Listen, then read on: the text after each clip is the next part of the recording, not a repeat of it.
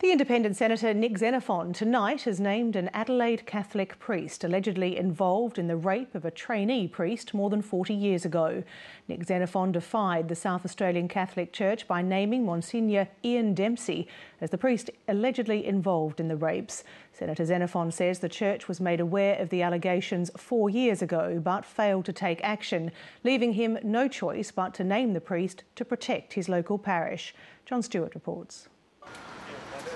Over 40 years ago, John Hepworth was studying to become a Catholic priest, but his calling became a nightmare when he says he was repeatedly raped by 3 priests. I sought friendship from a couple of priests. I was very much a loner in the early years, and instead of that, it developed into walking on a beach and wrestling and undressing and so on. And I was extremely weak by then. 2 of the priests allegedly involved have since died, and claims against them have been settled by the Melbourne Archdiocese. However, the 3rd priest named by John Hepworth still runs a parish in South Australia.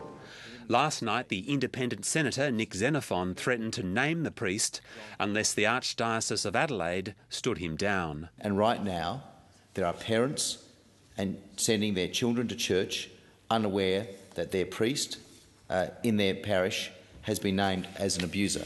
But the Adelaide Archdiocese refused to remove him and said in a statement today that it was shocked and dismayed that Senator Xenophon had ignored their pleas.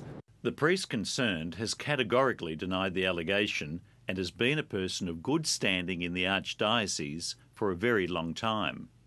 Together with the fact that the allegation relates to an incident which occurred nearly 50 years ago when Archbishop Hepworth was a priest in his mid-20s, our legal advice was, and still is, that any decision to suspend the priest concerned would be unjustifiable as a matter of canon and civil law.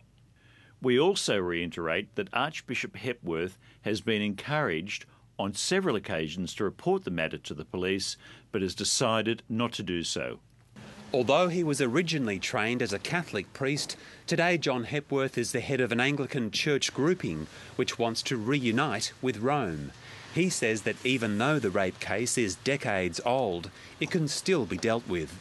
Well, it's 40-something years on, and it's I was 43rd anniversary of my ordination the other day, so it's 40 years on. And obviously it's my story against his story, and that's the great difficulty. And I'm a bishop who deals with sex abuse cases. I know about dealing with these cases and how hard it is. I have that sympathy with the church. And I wasn't looking for convictions and things. I was looking to be understood as to why I left. Senator Xenophon also criticised senior Catholic Church official Monsignor David Capo from the Archdiocese of Adelaide for failing to act when the abuse was reported 4 years ago.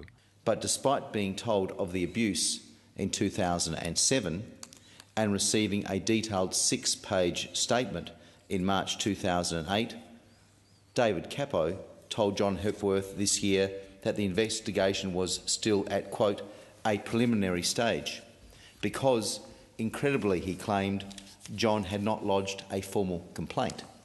The federal government appointed Monsignor Capo to lead its new Mental Health Commission, and Senator Xenophon now wants a review. But the government is sticking by Monsignor Capo. Tonight, a spokeswoman for the Minister for Mental Health and Ageing said, "Given his background and expertise, Monsignor David Capo AO was the obvious choice to lead the Mental Health Commission.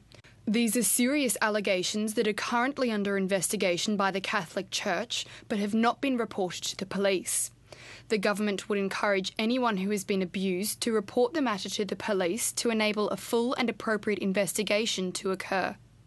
Archbishop John Hepworth says that Monsignor Capo failed to take action when he told him of the rapes in 2007. I think I began to be frustrated when I wrote to Archbishop Wilson asking him to take my case to Rome. He wrote back saying he would, and then we met with Monsignor Capo and asked him when would the Archbishop write to us telling us what happened, and he said we don't write that sort of letter, and the communications became difficult. But in a statement tonight, the Archdiocese of Adelaide said the church did not ignore John Hepworth's allegations, and the investigation which is proceeding was delayed because Archbishop Hepworth failed to formalise his complaint until February this year. A short time ago, Senator Xenophon named the priest as Monsignor Ian Dempsey, a parish priest based in the Adelaide suburb of Brighton. The allegations are serious. They are made by a man with credibility, and they have not been appropriately acted on by the Catholic Church in South Australia. The people of the Brighton parish have a right to know that for 4 years allegations have been outstanding that priest Ian Dempsey raped John Hepworth, and that church leadership has failed to make appropriate inquiries into this matter, and that church leadership has failed to stand this priest down as a matter of course while inquiries take place. Lateline attempted to contact Monsignor Dempsey but was unable to obtain a response.